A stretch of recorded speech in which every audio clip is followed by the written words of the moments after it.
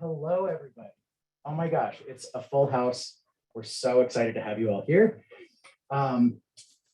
Everyone online, thank you for tuning in and welcome to our event with Elif Batuman and Rachel Khong. Give them a round of applause, please.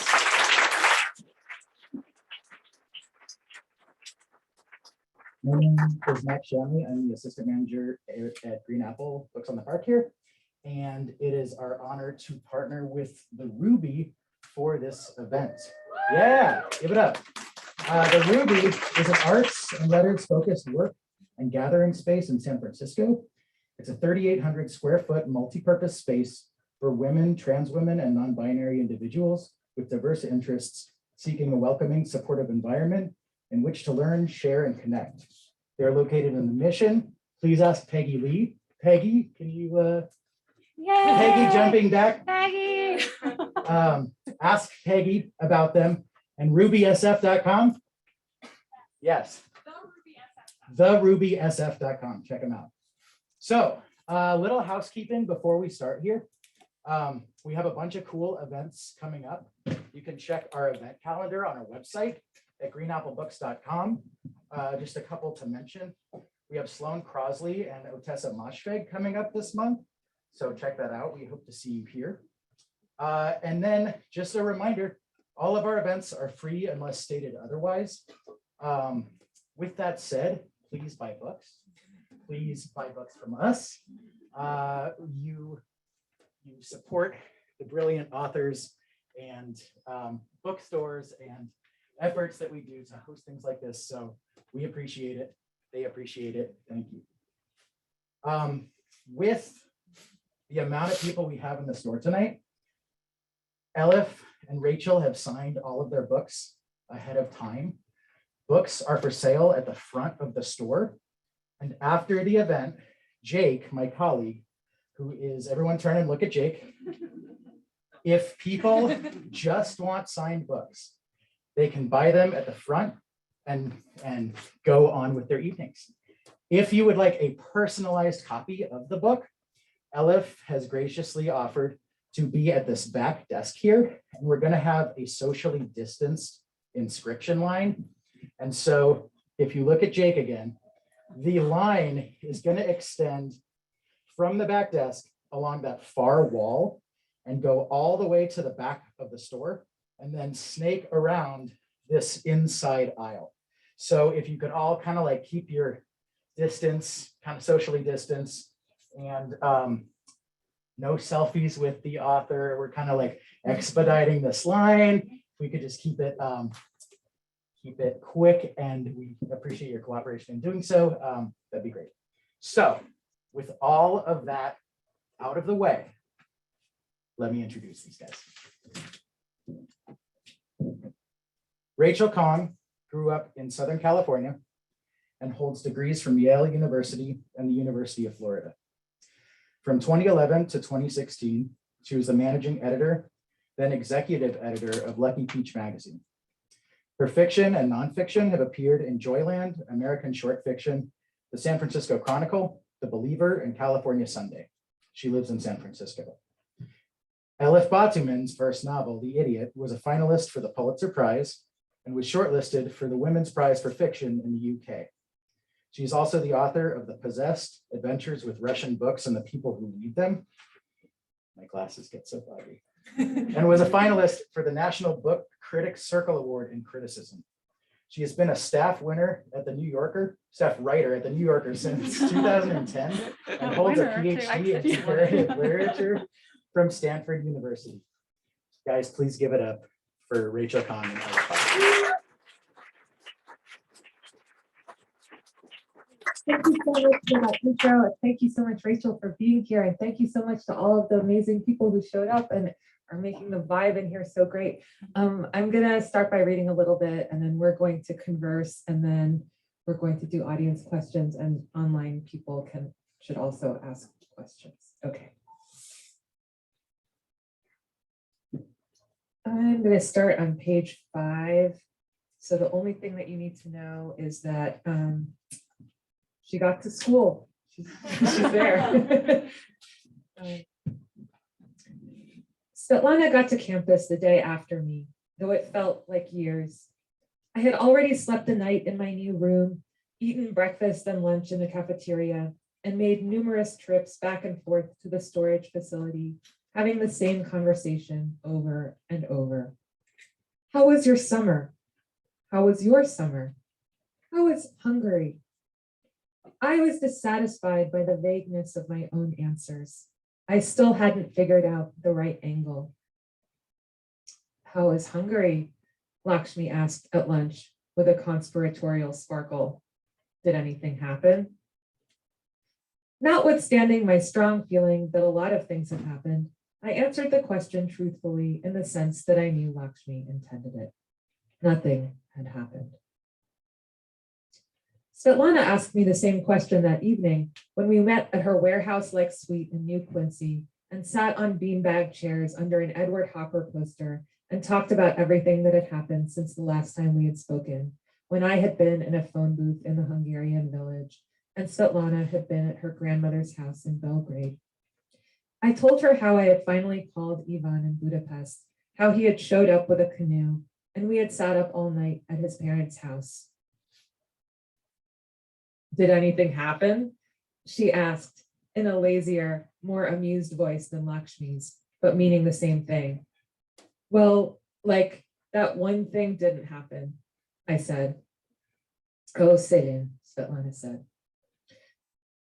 When Ivan first told me about the summer program in Hungary, he said I should take my time to think about it because he didn't want to force me into anything. Svetlana said that if I agreed to go, Ivan was going to try to have sex with me. This was a possibility I had never previously considered. I daydreamed about Ivan all the time, imagining different conversations we might have, how he might look at me, touch my hair, kiss me. But I never thought about having sex. What I knew about having sex did not correspond to anything I wanted or had felt. I had tried on multiple occasions to put in a tampon. Tampons were spoken of by older or more sophisticated girls as being somehow more liberated and feminist than maxi pads. I just put one in and forget about it. I felt troubled by the implication that a person was constantly thinking about their maxi pad. Nonetheless, every few months, I would give tampons another shot. It was always the same. No matter what direction I pushed the applicator, however methodically I tried all the different angles, the result was a blinding electric pain. I read and reread the instructions. Clearly, I was doing something wrong, but what? It was worrisome, especially since I was pretty sure that a guy, that Ivan, would be bigger than a tampon. But at that point, my brain stopped being able to entertain it. It became unthinkable. Svetlana said I had better think about it. You wouldn't want to end up in that situation and not have thought about it, she said reasonably. And yet, it turned out there wasn't much to think about. It was immediately obvious that if Ivan tried to have sex with me, I would let him. Maybe he would be able to tell me what I had been doing wrong, and it wouldn't be as terrible as trying to put in a tampon. Thanks.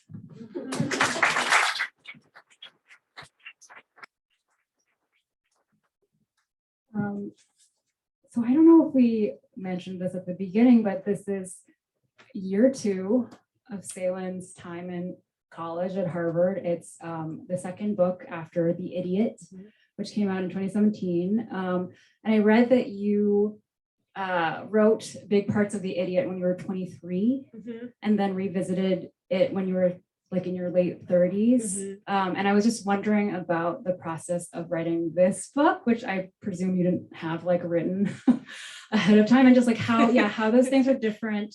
And was it easier? Was it harder? Just what were these two experiences like of putting together these books?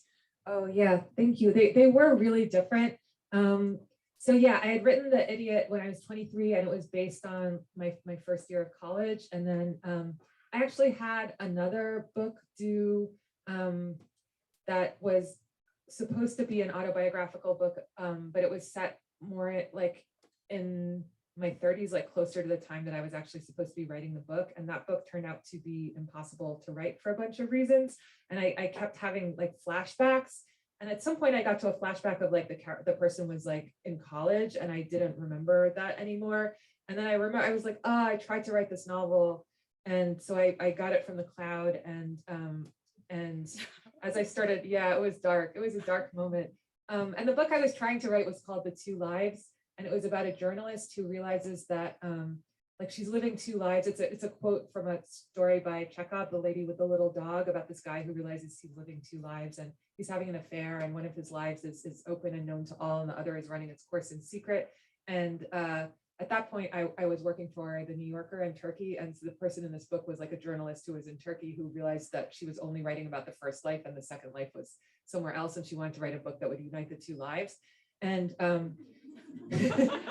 yeah, and then so then I exhumed this book from that I'd written when I was in my early 20s, and it was like there was a line in it that just said I became aware that it was like I began to feel that I was living two lives, one that consisted of my emails with Yvonne and the other that was, my schoolwork and everything else. And I was like, oh my God, I already had this problem of the two lives. I thought that this was something from my 30s.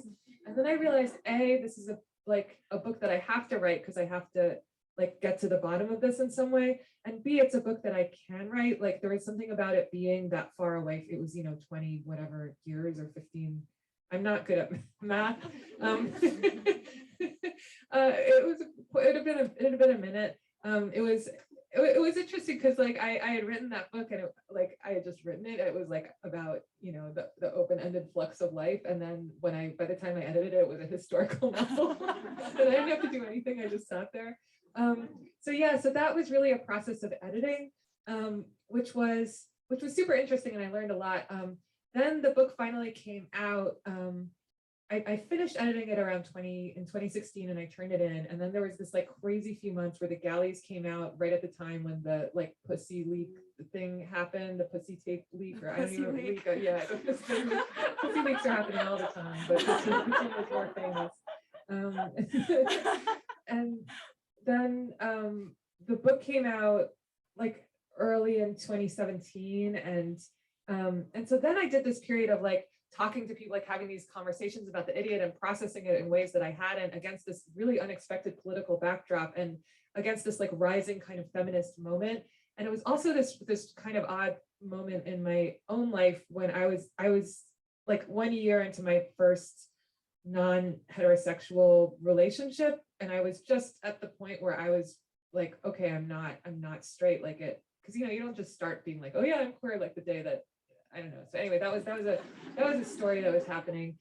So I had this queer consciousness, and I was now getting a political consciousness, partly because I was so like, I wasn't personally miserable for the first time in many years. So I was able to concentrate on the world, and boy, did it richly repay consideration at that particular moment.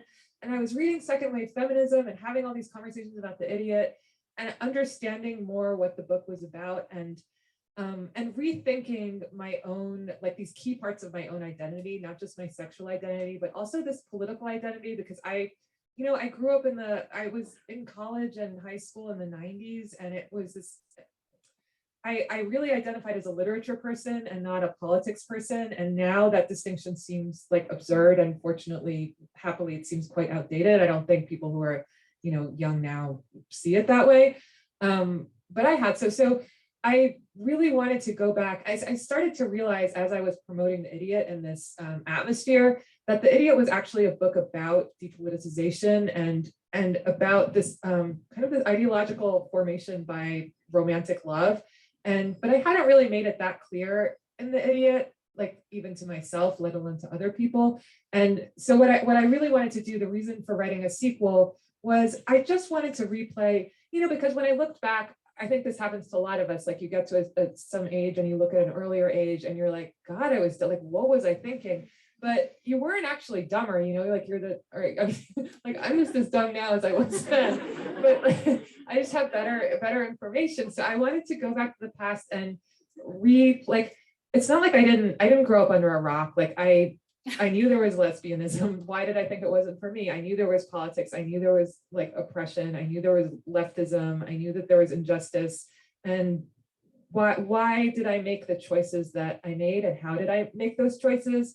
What was it about how I grew up and, what I was reading and the conversations I was having with my friends and the cultural conversation at the time and the things that were going on with my family? What was it that made it seem like salvation was going to come through love, which was the universal subject of the novel, which was like heterosexual love, which was often kind of doomed in this like Anna Karenina, Eugene Onegin kind of way, where there's this like, really vital woman and she just like destroys her life over some guy who's like, he's fine, but like, not that cool. Yeah, he's not that great. And I mean, it's not even the guy's fault. It's the guy could be anyone and still, yeah. So that was why I wrote the sequel. So I did actually have a little bit of material that was left over from the first draft of The Idiot that I could use, but most of it was a really different process. And it was like, I don't know. So I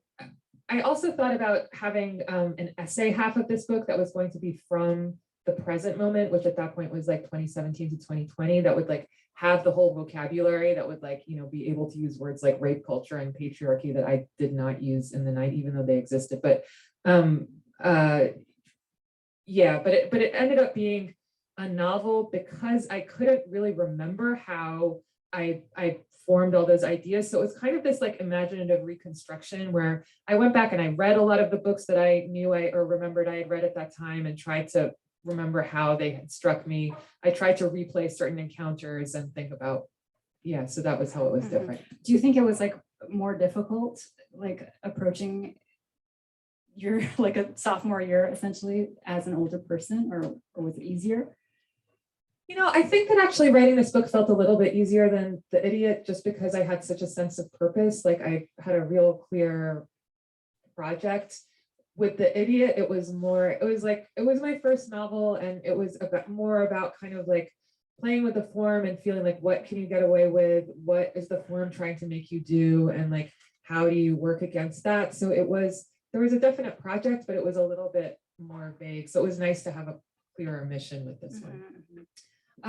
There's one point in the book that Salen asks, how is one to be so artful that the end product seemed to be free of art? And that was something that I think a lot about, I guess, as I, slave away every day on the thing that I'm writing. And, like writing itself is so like effortful and it's horrible and hard. And yet the thing on the page, you want it to feel totally effortless, So I was wondering about just like the process of putting this book together. You mentioned that it used to be like a book with essays. So how did you kind of come to this final form? That question about effort is really interesting because you want to because sometimes it comes easily and it's fun, and then part of you thinks like, oh, that must be the good part of the book, and can the whole book just be made up of that? But it can't, because you always end up needing this other stuff too. The thing with the essays was I was just scared that people weren't going to get it, and they were going to, because I had this kind of I got some reader mail for The Idiot from some I got a lot of great mail, and all of it was great, but so one subset of this also great, but somewhat disturbing to me was letters from younger women who were like, I'm in a relationship that's really similar to Sidon's relationship with Yvonne, or like I was in one. One really extreme one was like my boyfriend, my sort of boyfriend who wasn't really my boyfriend, and we both read The Idiot, and we started writing each other like text messages in the persona of Yvonne and Sidon, and then he like disappeared, and I was like, well, of course he did. And I already forgot what the question is. But just like, how did this final form like evolve, the final form. Or like what was the process of even crafting it and like coming to this? Well, that was why I wanted to have essays. I was like, oh, I did not make myself clear. Like I wanted to, because part of the project was to like save people, so I, the essay half was going to be, so the first half was going to be this novel that was set in the 90s, and that from the perspective of Céline, and the second half was going to be an essay from Elif at the time that I was writing the book. And it was basically going to be about how novels had led me to harm, and that we should really take a long, hard look at novels and where they might be leading us. And the thing is that with the essays, I had to have this like persona of already knowing the answers and saying them. And what I realized was that the novel was somehow letting me do ask the questions. Like Céline she's not actually saying, this is super fucked up and here's why it's fucked up and this is a hierarchy and it's, she's not like preaching the eco-feminist truth, but she's making the observations that would lead someone to that conclusion. She's like, I'm looking at this and this does not make sense. Or like, wait, I have to put this in my body. Why? Or I have to go to a party and now we have to drink alcohol. Like, what's that about? When she was asking questions that I couldn't ask anymore, because now I'm just like, where's the booze? Like I'm not even thinking about that anymore. And that it felt like the life was kind of more in there. And I did feel like there were times that, so, I wrote all the scenes that, I had a bunch of questions like, what do parents expect from their children? Like, what are those obligations and how do they become known to the children, and how do the children become aware that other people's, like everyone has kind of a different unspoken parental contract. And I wrote some kind of like scenes to illustrate the different questions that I was asking. Then when I gave up on the idea of having there be explanatory essays at the end, in part because I showed some of it to my editor and she was like, please stop doing that. But once I gave up on that, it was like, because the idea at first was the novel was going to be sort of like a mini novel or like almost a fake out. So it didn't have to be like a perfect novel. I even thought it would be like sort of fragmentary, because like a model for this book was Kierkegaard's Either Or, which has all these like fragments in different genres. So I thought it would be fine to have a fragmentary novel. But then when I started to try to make the novel stand up by itself, actually one thing that I did was read screenwriting books. Like I read Save the Cat, that one? It's kind of great. Like these like hero's journey, kind of like 3-act formulaic things about like, first, like the different order that things have to happen in. Like first you have to think something good is has happening, but it's actually bad. And then you have to think that something bad is happening, but it's good. And then there's like a dark night of the soul. And then there's like, I don't know, all these. So it's not like I followed it super clearly, but I thought like, oh, what's the dark night of the soul of this book, and at what point should I put it, and what is the thing that seems good but is actually bad, and where should I put that? And it made it more sort of like playful, and that was kind of how the novel came together. Mm-hmm. I want to talk more about novels ruining your life. Oh yeah, / all of our lives. And I'm sure you're asked a lot of questions about just like the similarities that you share with Céline, and I'm just wondering why like fiction. I know you're not opposed to nonfiction. You write nonfiction and you've written memoir. So what was it about Céline's story that you felt, a novel was the way to tell the story? I always wanted to write novels. I like to read novels. I got really into novels at an early age. So this book is also partly a product of like many years of therapy. And like one of the things that you learn in therapy is that it's often the things that are kind of holding you back as an adult are coping mechanisms that helped you survive when you were younger. And for me, that was kind of novels.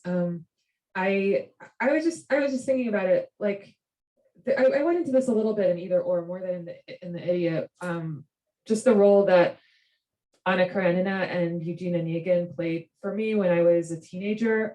I also gave Céline this experience that I had, which was my parents were in a custody suit and I had to choose between them. So that was one of the either ors. And I also, Céline, like me, is growing up between these two cultures. So I grew up in a situation where, when my parents were doctors and they both specialized in really, not good diseases. So there was like a lot of, not that there's any great diseases, but so there was like a lot of death. And then, whenever anyone in Turkey had cancer, they would like send them over to our house. So it was, I'm not, obviously not in the whole country, but like, within a very small area. So I was conscious of like a lot of things I couldn't control and a lot of diametrically opposing and contradictory and mutually exclusive ways of describing the world that all seem to have some kind of currency depending on who you asked and where you were. And that was quite frightening. And I also experienced, I felt a little bit like a burden and a problem for people, like maybe that was just my perception, but I just didn't feel a lot of control. And I think the thing that I loved about novels at that point was, especially Tolstoy, like if you read Tolstoy, those people, like their life is such a mess, like and especially it's like a family mess. And he really shows what happens to the kids, like the Seryoja and Anna Karenina. It's like, it's really a beautiful portrayal of like a kid who's just trapped between all of these things that he can't control. And also Anna Karenina is super attentive to the double standard and to how hard the lives of women are, and also to class, to all kinds of structural injustice, and also to the extent that, from each person's perspective, there's no real villain because everyone's kind of right from their own perspective. And yet there's this chaos where they all see things differently, but instead of becoming like annihilating or scary, all those stories kind of add up in Tolstoy's, artistic production into something that is like this tapestry that's like really rich and delightful and funny, and it's the opposite of scary. And it gave me a way of imagining, I could be the person who could reconcile all of these different stories and create a plane where I could, juxtapose them all and like kind of decide between them in a measured, humane way and see that everyone is actually right in their own way and that it's actually kind of funny. And I think that was really, I think it saved me, or it gave me a way to a framework to think about things that really helped me.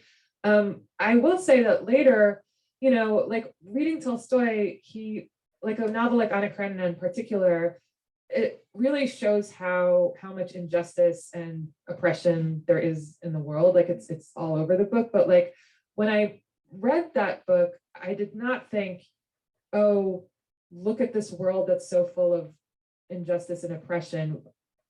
When I grow up, I'm going to fix it. Instead, I thought, look at this world of injustice and oppression. I hope that someday I will be able to write a book that will make other people feel as good about it as I now feel about it, having read this book. And that, for a kid, that's fine because like you can't actually do anything. But by the time you're an adult, like I just started to think like, was I sold a bill of goods? And I really started to think this during the Christine Blasey Ford test. So there's a part in The Idiot where Sit-in finds out about government majors and that they're called gov jocks. And she's like, gov jocks, who are these people? Are they going to be our rulers someday? And then she just goes on to something else. It's like a throwaway line. And then I was just watching like Kavanaugh be like, I busted my butt to be the captain of the basketball. And I was like, fuck, these people are our rulers. And like, they're going to roll back Roe, which is happening now. And Christine Blasey Ford went into psychology. She's an academic psychologist. Like she didn't go into politics. I didn't go into politics. Who went into politics? These guys like who have some, compassion problem impediment. And so then I started to think, maybe the novels didn't serve me so well after all. And then I started to think about Tolstoy's conversion, because Tolstoy himself actually reached this conclusion later in his life and was like, he kind of turned his back on Anna Karenina and became like this pacifist figure and dressed like a peasant and was like friends with Gandhi. And I remember learning about this in college in this Tolstoy class. And I was like, the whole thing just seemed like a punchline, like he becomes a vegetarian and gives his copyrights away. And he's like, I now think novels are evil and I'm going to write, he rewrote the Bible. He wrote a version of the Bible with like all the magic stuff taken out. So like people could read that instead. It's like the gospel according to Tolstoy. And I was like, this is a joke, right? Like he wrote this great book. And then like, now he's telling us that it's like, it seemed mean spirited to like take it away from us. But like the Tolstoy's conversion started to make more and more sense to me. I started to think about how Pushkin, he kind of committed suicide, like he died in a duel, but that was an eminently avoidable duel. I was just having a lot of questions about the novel. And yet you wrote one. And yet I wrote one. So part of the way that happened was actually I started to wonder, one inspiration for me was actually the filmmaker Celine Sciamma, who she did Portrait of a Lady on Fire and Petite Maman is the new one. I wrote a profile of her for the New Yorker, so I got to like hang around with her, and I just found her, both her films and especially her way of talking about them and thinking about them and theorizing them, to be extremely, she basically is revising the norms of narrative from a lesbian perspective, which was not something that I thought was possible. I was like, a love story is a love story. Okay, before they were all men and women, and now they're going to be women and women, but the women are going to be just the same as it's going to be the same just with women. But she's really revising basic tenets of narrative, and especially of drama. Like, we think that the protagonist is someone who's in the agon with the antagonist, and it's like a conflict, and she's like writing narratives without conflict in them, and without she's questioning this structure. Like, the idea is a good scene between characters is an argument, and she's like, well, what if they agree on the thing right at the beginning, and then they can do more stuff. And after you like listen to her and watch her movies, when you go back to watching normal movies, they just look crazy. It's like the whole first hour of the movie is the guy being like, no, I don't want to come out of retirement and like, to be the one person who does the bank heist. And they're like, but you're the only guy who can do it. And he's like, go to hell. And then and it goes on and on like that. And then it's like, you could skip that whole hour and they could just get the diamonds or not get them. And all this other stuff could happen, and her attitude is that we're just at the beginning of narrative. Like, all of the great books that we have that we love so much and that are so wonderful are still just a fraction of what's possible. So I started to get really excited specifically about the idea of advice. And this was something that used to bother me about novels. Like, already in grad school, I studied the theory of the novel because I was obsessed with novels. I was a novel head. And well, one thing about that, there's this one essay about the novel that's by René Girard about the unity of novelistic conclusions, where Girard is this like Christian theorist of the novel. So he wants to say that all novels are Christian conversion stories, which is like its own kind of special argument. But his theory, it really works for a lot of canonical novels, the way that he maps out how the ending works. So basically his synopsis of the novel is there's someone who's pursuing some goal that's like fake, that they think is really cool, but they're actually deluded and in this like, maze of ego and vanity and desire. And then they find out that the thing that they wanted was like damaging to themselves and others and was kind of worthless. And then they die, and that's the end. And that is, so it's like In Search of Lost Time. It's like Proust, he wants to go to parties and he wants to do social climbing, and he does that for the whole entire book. And then at the end, he's like, oh my God, parties are actually really dumb. I need to sit here and write my book. And then he does that. And then, but he's like already so sick that he's going to die. And then Don Quixote is kind of like that. He wants to be a knight. And then at the end, he realizes that's dumb. And then he dies. Crime and Punishment, he wants to be like Napoleon. And he's like, oh wait, I actually only like did this really sordid murder of a pawnbroker, and now I have to go to Siberia and I'm probably going to die. The Red and the Black. I mean, there are a lot of novels that are like that. But so then Girard was like, how great it is that novels tell us about how like empty and vain vanity is. But I was like, that can't be true, because if novels were really doing that, you would only need to read one, you don't need to read all of them. So then like, why are they not working? And this reminded me of another thing that I kept thinking about, which is like the idea when I was growing up about advice was that advice doesn't work because everyone has to make mistakes for themselves. And this is something I really believed. And indeed, many people gave me great advice and I never took it. And I didn't realize it was good until later. But, when I think about it now, I just wonder, could that advice have been presented differently? Could those novels have been presented differently? Because when you read them, like, I don't know, like Pushkin is so clear. He's like, Tatiana, don't put your heart in the hands of that, guy who's a parody, and I weep for you. But you know she's going to do it, and you kind of want her to do it, because otherwise there wouldn't be a book, there wouldn't be a story. Like, what could she do that would make her life into a story? And because those are the narrative possibilities that we have. And then I realized that The Idiot was kind of Eugene Onegin fan fiction, and that and it really happened to me. And insofar as I was aware, even at that time, wow, like my life with this thing with the emails is kind of like Tatiana writing this letter to Eugene Onegin.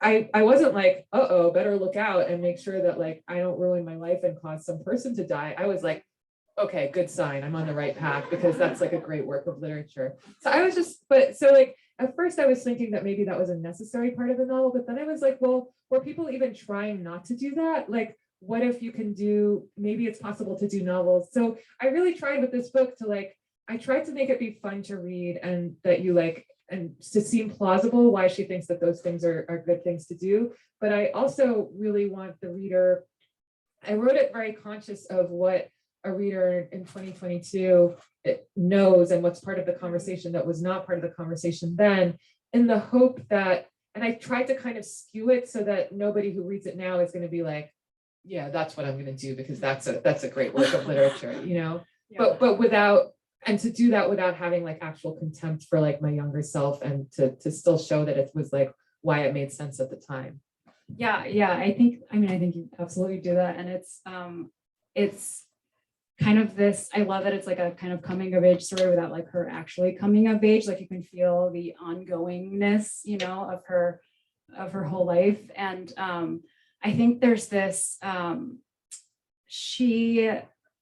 don't know, I feel like another writer might have, you know, having said all you've said, you know, about just sort of the narratives we've been fed and like this, like, just, yeah, that sort of heterosexual agenda or whatever.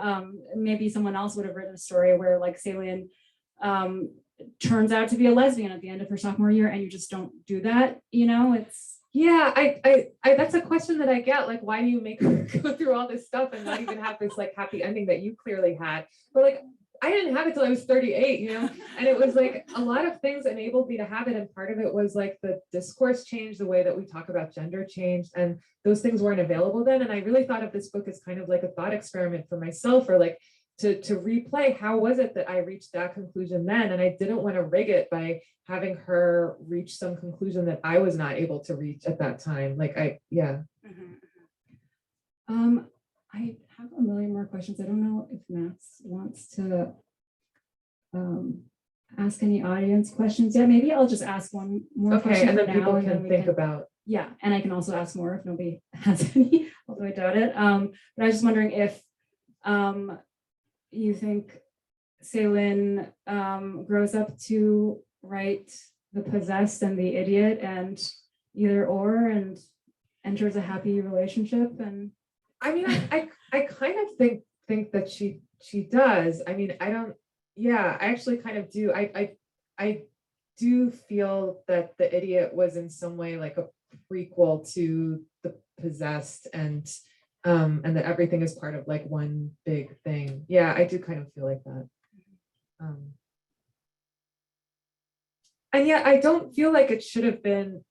I mean, this is another part of your question that I didn't answer from before, despite talking at such great length. It was like, why is all of this stuff, why is it novels? Like, I always wanted to write novels because I see the novel as, I don't know, I guess maybe it's just having studied it and having like, you know, like, I don't know, the Bakhtin's theory of the novel is that the novel is the plane where you can unite the most different kinds of discourse and different kinds of language and speech and register and genre. It's like it's the meta genre that can fit all the other genres.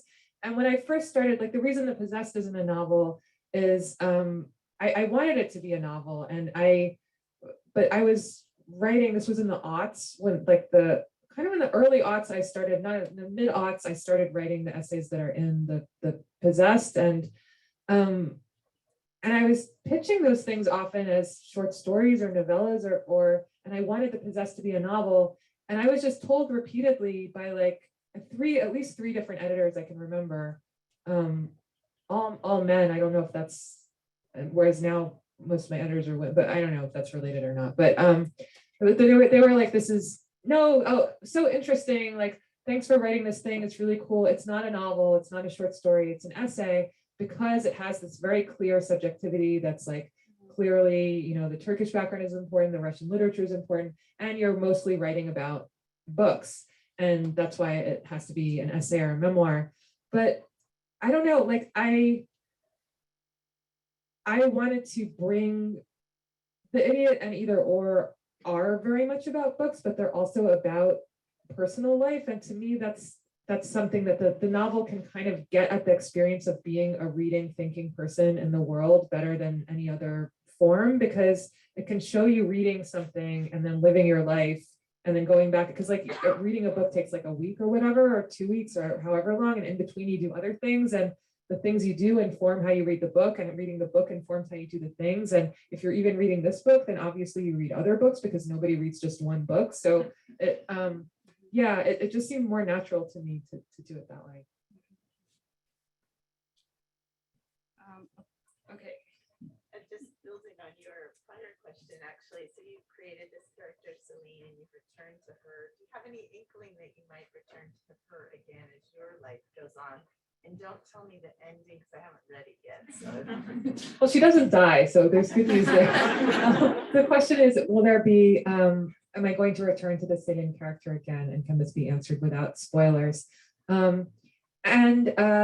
Yeah, like the book that I started writing, The Two Lives, I don't know if I'm gonna ever go back and write that exactly the way it was about the two lives, but that time in Turkey is something that I'm thinking about a lot. And I think I might want to go back and write that from Celine's point of view.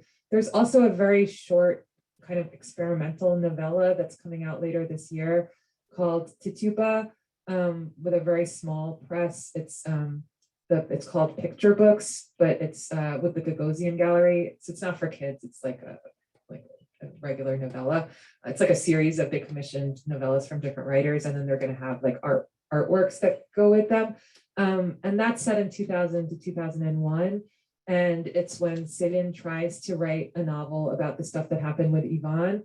But, she's just read Austerlitz and the Wind-Up Bird Chronicle, which were like these buzzy novels from the late 90s, early aughts. So she thinks that there has to be like, for her story to be novelistically like worthy, it has to connect somehow to some kind of like world historical tragedy that happened in the geographic place where where her problem was. So she somehow ends up writing about the Salem witch trials, and it just like it really goes off the rails, and that's why it's called Tituba.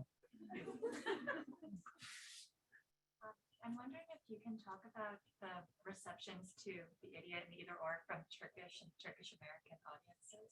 Oh yeah, the questions about the reception of Either Or and The Idiot from Turkish and Turkish American audiences. The Idiot was translated into Turkish. I didn't actually read the Turkish translation, partly because it stressed me out and partly because reading Turkish takes me forever. And then after that, I found out that there were like a lot of mistakes in it. So I don't know, like people just wrote to me and sent page numbers, and I looked them up, and they this was not good. I don't know what life it had in Turkish. I have had a lot of really wonderful emails and contact from younger Turkish American people who are of Turkish descent and were born in America, and people who were born in Turkey and came to the US to study. Mostly younger women. I did get a lot of good responses. And I think that, I didn't realize until like maybe last year, a couple years ago, Ayşegül Savaş started to write. She wrote that novel a few years ago, and then Mina Seçkin just wrote a novel, and Nazlı Koca, who is a former student of mine, has a novel coming out. I didn't realize, and these are all written in English, I didn't realize until recently that I kind of felt like the only mainstream writer of Turkish descent writing in English. I didn't realize that was the case. Then I remember Googling Turkish American writers just to be like, who am I not thinking of? And like a big picture of my face came up. And it was a lot of, it made me realize how, like the kind of pressure that I felt about, not, writing about Armenia or not writing about Armenia, like just this like feeling of having to be representative and what a pain it was. And I feel that a lot less now that I've had so many interactions with readers, and now that there's like a new generation of awesome Turkish American writers, which has been really exciting for me. Yes. You cite the Russians as literary influences. What about a writer like Orhan Pamuk? And with respect to Pamuk specifically, what about, he seems to have more of the like sort of this Florentian idea of what the novel should be like. How does your view of the novel differ from his? What does he say? Oh, so the question is about Orhan Pamuk and whether his more, whether I share his Flaubertian view of the novel or whether mine is different and whether he was an influence for me. He was not an influence for me. You know, at the time that I got into reading the Russian novels, I don't know. I mean, he'd probably written his first book or his first two books, but he wasn't the global figure that he is now. I think there was something about, I don't know, I always thought, so when I was studying Russian literature and when I went to school, and especially when I went to graduate school, which is like a, you know, there's very few people, there's, you know, 3 people at tops per year at Stanford studying Russian literature in graduate school. So like each one, it's like, oh, how did this person get into Russian literature? And a lot of people were asking me if it was related to being Turkish and if it was because Turkey and Russia are the, you know, they're these former empires and they're between East and West. And I would always just think like, oh, how sad that these people can't appreciate my like universal love for great Russian and literature. And it was after I lived in Turkey as an adult, which was, I lived in Turkey from 2010 to 2013, 2014, that I realized like, of course, it's like, it's so similar. It's so similar. And Orhan Pamuk loves the Russian novelists. But at the time, I think there's something about it being Russian that let me feel like I was maybe like rebelling, or not that I was rebelling, but that I had chosen something for myself for like reasons that didn't have to do with my background, even though like the first Russian books I read were my mother's. My family loved Russian literature. I didn't get into Orhan Pamuk's books until I was actually living in Istanbul. Then I was actually there when he opened the Museum of Innocence, and I wrote about that for the London Review of Books, and I read that novel then, and I was just completely blown away by Museum of Innocence and also by A Strangeness in My Mind. Like I just felt like those novels made a kind of sense out of this reality that I had encountered in Istanbul and hadn't understood. And the thing that I really love about his novels is the amount of like documentary research. He's just so little, like for Museum of Innocence, he really went out and like bought all this stuff and basically built the museum and wrote the book around that. Like, and what's A Strangeness in My Mind, he did like 7 years of research of like talking to people in these like housing developments that the novel reading part of Istanbul is like in the center, and is watching these, you know, developments grow and know that that's where the Erdogan supporters are, but there was this like sense of alienation. And he just went there and did all this research and found out about who was building the buildings and wrote a novel about it. And it was like the most humanizing. I read that in the summer of 2016 when, which was kind of like when Trump was making this like mysterious, or not, when I was one of the many people who was surprised by Trump getting the nomination. And it was one of the most reassuring things that I read that just made me feel like the world isn't crazy. So it's possible that actually that had some effect on either or, but I wasn't really, until I lived in Istanbul, it wasn't, Orhan Pamuk wasn't one of the writers that I thought most about. Yes. So a couple questions online, and I'm going to combine one of them into a second one. Do you have advice for writers and readers who are Celine's age, in particular people who are drawn to model their lives or want to write novels based on life experiences? And then the other part of that question is there a book that you wish you had gotten to read in high school? Okay, those are both great questions. So the one question is, do I have advice for writers who are Celine's age, especially writers who want to live their lives modeled on novels, or who want to write novels modeled on their life? And the other question, I already forgot what it was. So let me answer the first one first. So, that I wish I read. You know, it's so hard to say. Like I wish I'd read second wave feminism then, but like I think I did read parts of The Second Sex, and it didn't really sing. Like I think I could even have, if someone had asked me what's The Second Sex about, I think I had read enough and heard enough about it that I thought I could answer that in a plausible way, but I didn't really get it until 2018. So I don't know to what extent reading the book, you know, you have to be ready to read the book. I guess I wish I'd been ready to read that earlier.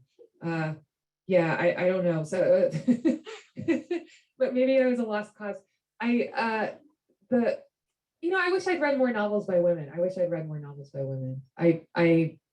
Yeah, and I have various ideas about why I didn't that one could go into later, but I guess the advice, I mean, the main advice I have for younger writers, regardless of what they want to write about, is if you really want to do it, you have to stick through it. You have to stick with it and not be ashamed. It's all about like how much shame can you override. To that extent, you'll be more present and thoughtful and able to actually write. And a big part of that is not being ashamed of your own bad writing, because everyone produces bad writing. And I learned this in graduate school when I was reading early drafts of Anna Karenina, and the early drafts of Anna Karenina aren't good. And it's like even Tolstoy had to like write bad stuff and wasn't ashamed. He wrote it and he saw that there were problems with it and he got better and he wrote like this incredible book. So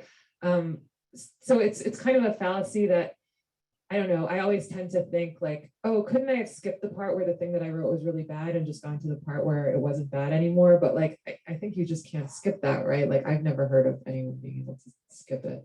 It would be awesome if you were just like, oh yeah, no, I found a way to skip that.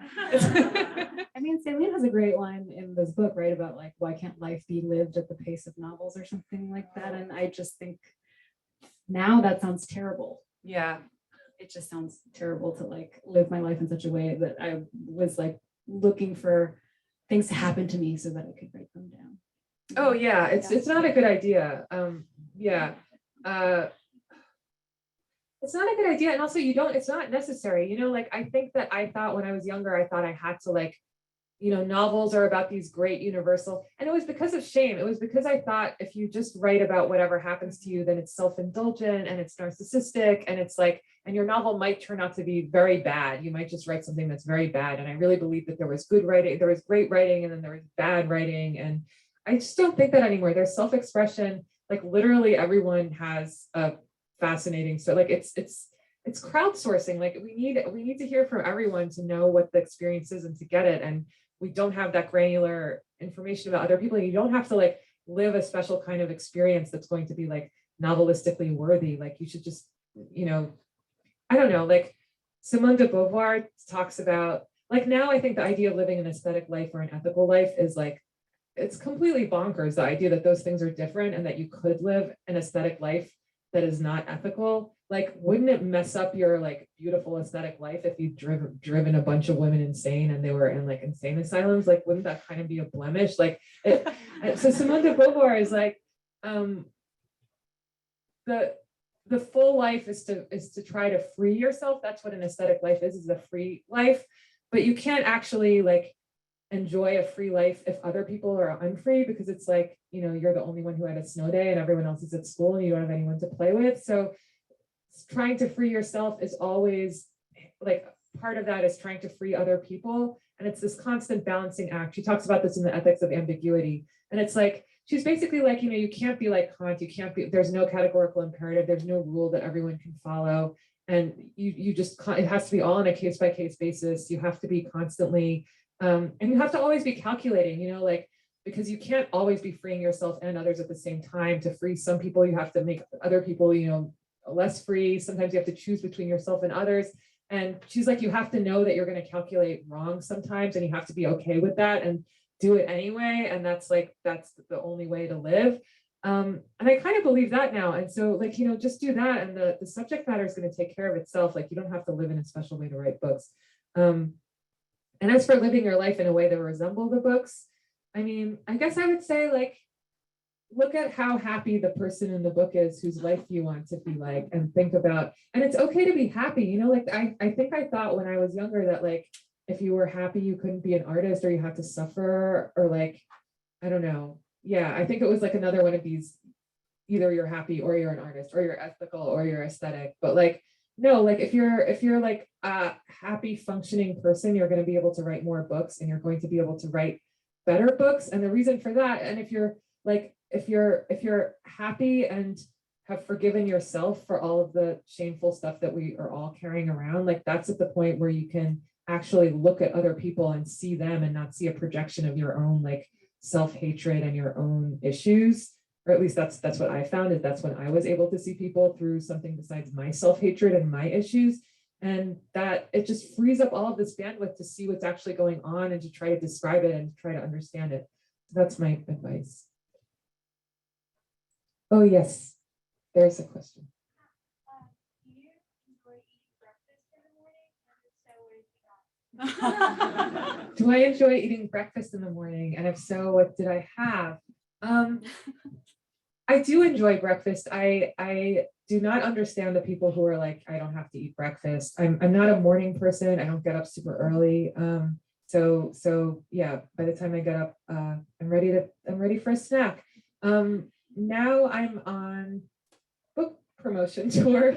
So I've been eating quite peculiar breakfasts.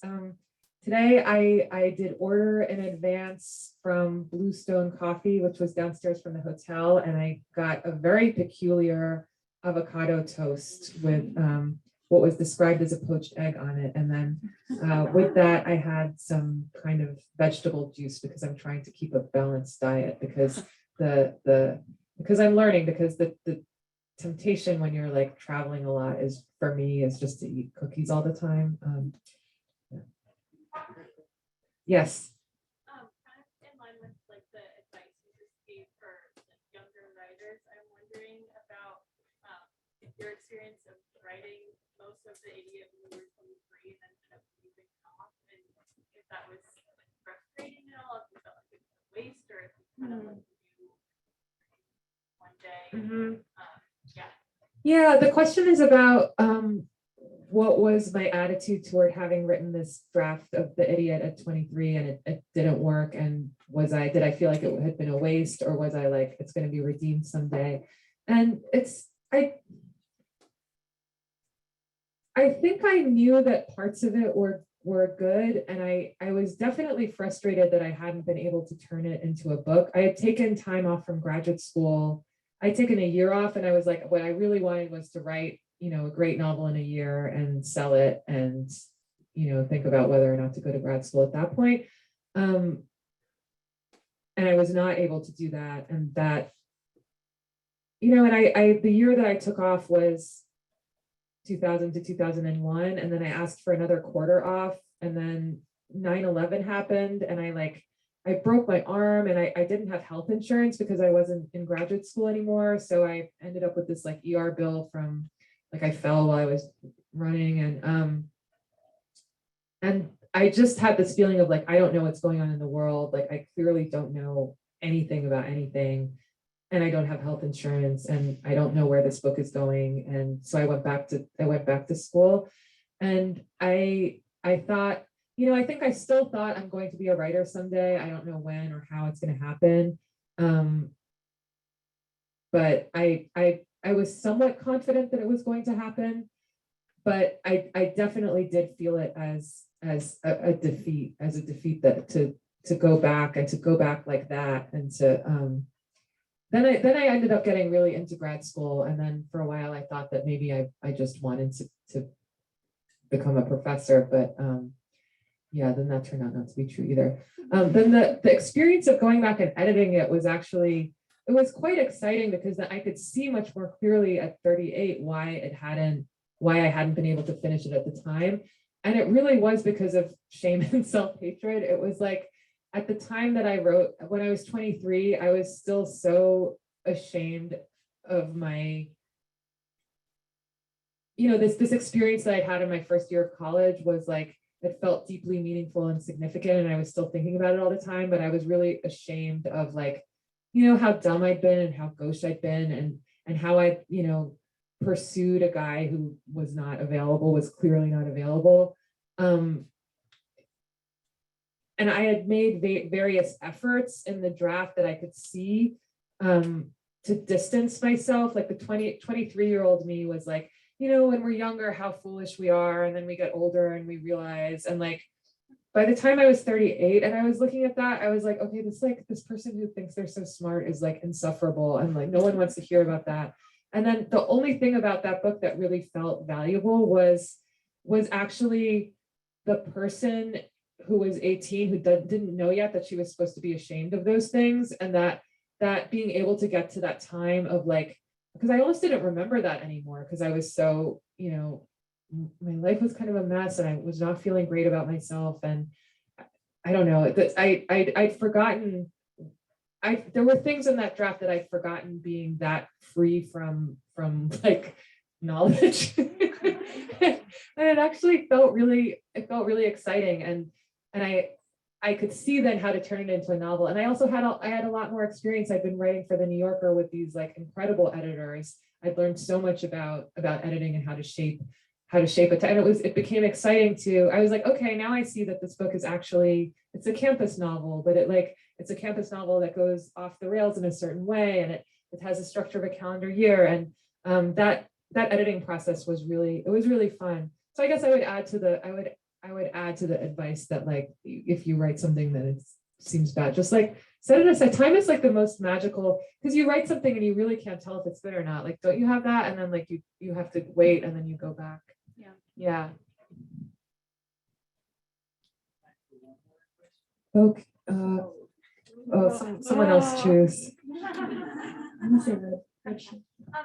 just started to mention it, but from like the disaster of the novel is like being on campus or being a student is a large part of a lot of your writing. I was wondering if you could talk about what you like about writing from the point of view of a student, or what might be hard about it. Oh, the questions about writing from the point of view of a student and what I like about writing from that time and what might be hard about it. I guess to me, the thing that I wanted to explore in these books is like, I don't know, the question that I'm really excited by, it's kind of like this basic like Foucault 101 kind of insight, which is like a huge amount of the things that we take to be human nature or the way of the world or just like the way things are, or, biologically hardwired. Like a lot of those things are actually conventions that, some guy thought of at some point that we've all just taken to be like these ineluctable truths. And for me, the really productive thing about the student time, especially, the reason I'm so interested in college is it's in America, at least there's this like, for a lot of people, you leave home and and that's when you are suddenly realizing, one thing that was really interesting to me in Either Or is sitting realizing the extent to which everyone grew up following these different rules that they weren't told that they were rules. And now you can like look around and see like, oh wow, this person has a whole different deal with their parents than I have. Like with me, I have to do this, like they have to pay their parents back, but I have to visit at these particular times and they have so what's the setup that everyone has? And it's also like when you're learning, what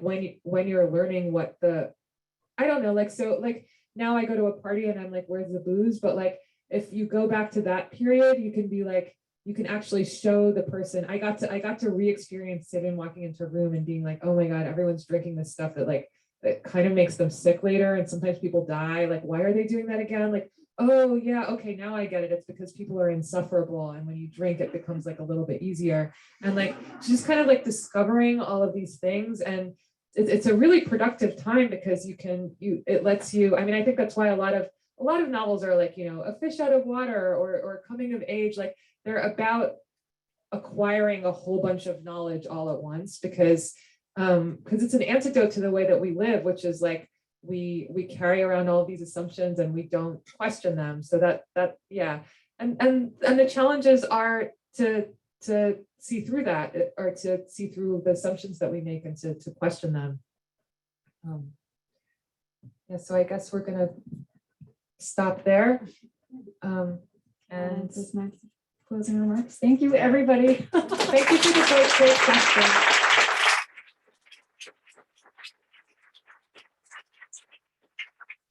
Thank you guys again for coming out. It's so lovely to have bookstore events again. Give it up one more time for Elif and Rachel.